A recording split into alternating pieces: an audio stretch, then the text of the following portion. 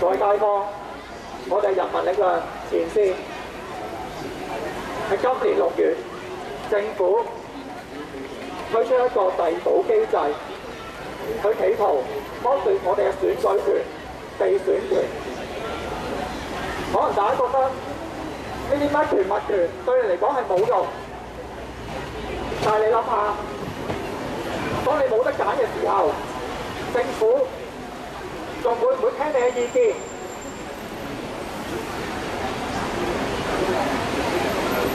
喺上年6月，政府聯同保皇黨、建制派一同通過呢個669億嘅高鐵項目。呢個高鐵項目需要嘅係動用我哋嘅公帑，需要嘅係拆毀我哋嘅家園。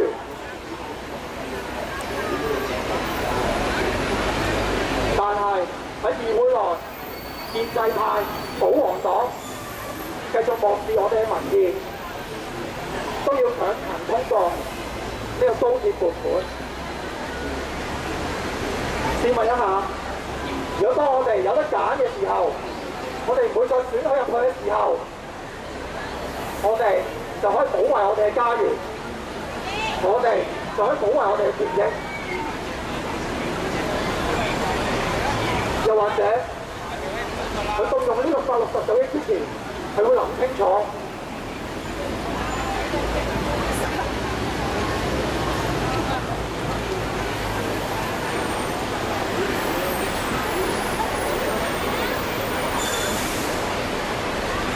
各位香港市民，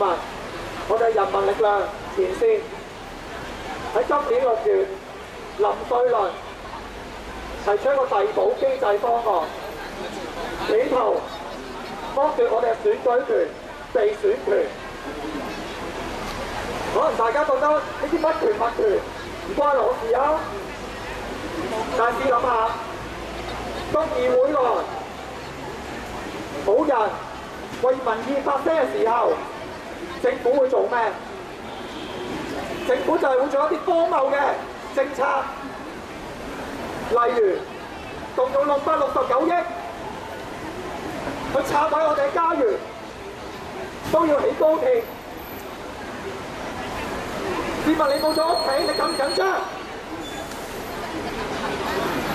呢啲絕對係荒謬。但係好彩喺7日，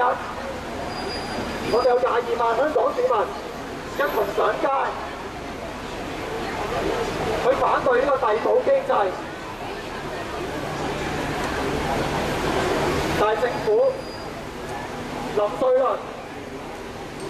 繼續漠視民意，企圖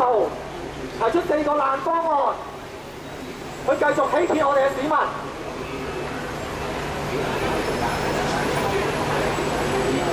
呢個咁荒謬嘅政府，絕對係不可取嘅。所以我哋今日落嚟派發單張，希望讓香港市民可以清楚見到林瑞麟做緊啲乜嘢。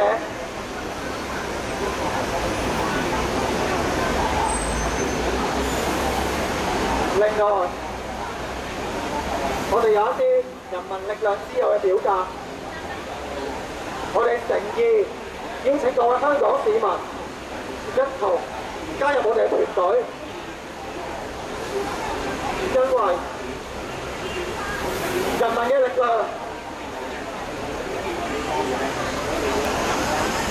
我哋要彰顯人民嘅力量，話俾政府知，